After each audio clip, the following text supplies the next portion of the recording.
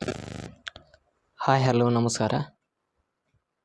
MLP ಹುಡುಗ YouTube ಚಾನಲ್ಗೆ ಸ್ವಾಗತ ಸುಸ್ವಾಗತ. ಇವತ್ತು ನಾವು second PUC political science 5 marks question ಯಾವುದವ 5 ಅಂಕದ ಪ್ರಶ್ನೆಗಳು. ಪೊಲಿಟಿಕಲ್ ಸೈನ್ಸ್ ಫಸ್ಟ್ ಚಾಪ್ಟರ್ ಭಾರತದ ರಾಜಕೀಯ ವ್ಯವಸ್ಥೆಯ ಉಗಮ ಮತ್ತು ಬೆಳವಣಿಗೆ. ಇದರೊಳಗೆ 5 ಮಾರ್ಕ್ಸಿಗೆ ಯಾವುದೈತ್ರಿ? ಈಗ ಫಸ್ಟ್ ಒನ್, ಮಧ್ಯಂತರ ಸರ್ಕಾರದ ಬಗ್ಗೆ ಟಿಪ್ಪಣಿ ಬರೆಯಿರಿ.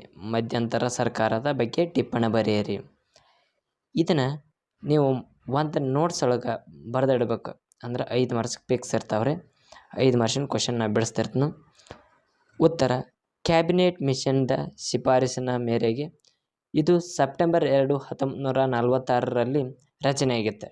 ಮಧ್ಯಂತರ ಸರ್ಕಾರನ ಇದರೊಳಗೆ 2ನೇ ಪಾಯಿಂಟ್, ಎಲ್ಲ ಪಕ್ಷಗಳ ಮುಖಂಡರು ಇದರಲ್ಲಿ ಸೇರಿಸಲಾಯಿತು.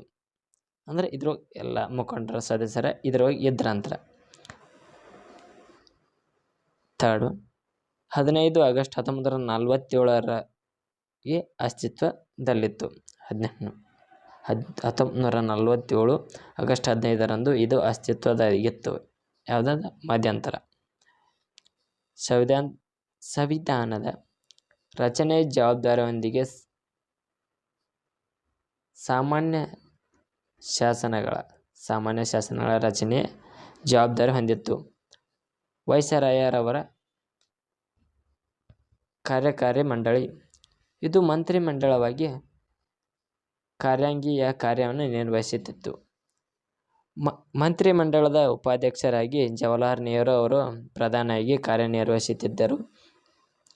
ಸರ್ದಾರ್ ವಲ್ಲಭಭಾಯಿ ಪಟೇಲ್ ಅವರು, ಡಾಕ್ಟರ್ BR ಅಂಬೇಡ್ಕರ್ ಅವರು, ಮೌಲಾನಾ ಅಬುಲ್ ಕಲಾಂ ಆಜಾದ್ ಹಾಗೂ ಇತರ ನಾಯಕರು ಮಂತ್ರಿಗಳಾಗಿ ಖಾತೆಗಳನ್ನು ನಿರ್ವಹಿಸುತ್ತಿದ್ದರು.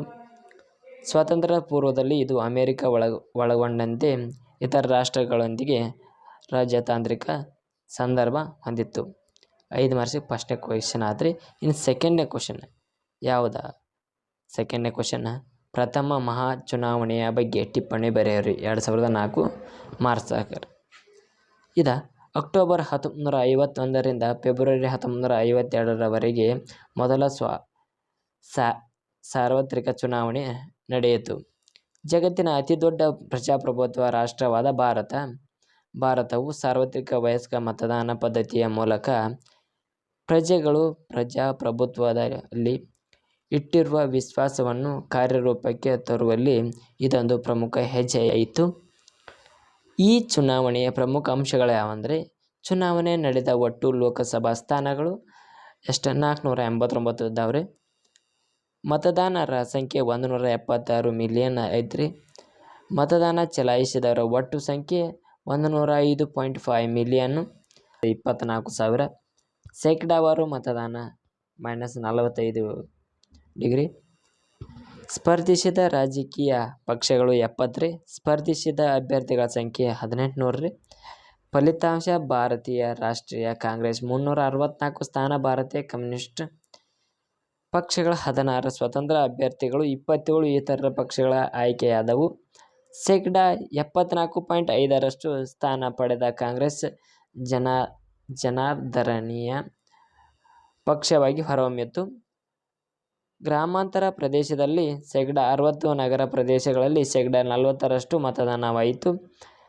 ನೆಕ್ಸ್ಟ್, ಹೈದರಾಬಾದ್, ಟ್ರಾವನ್ಕೋರ್, ಕೊಂಕಣ್, ಮದ್ರಾಸು ಮತ್ತು ಪಶ್ಚಿಮ ಬಂಗಾಳ ಇವುಗಳಲ್ಲಿ ಕಮ್ಯುನಿಸ್ಟ್ ಜನಪ್ರಿಯ ಕಂಡುಬಂದಿತು.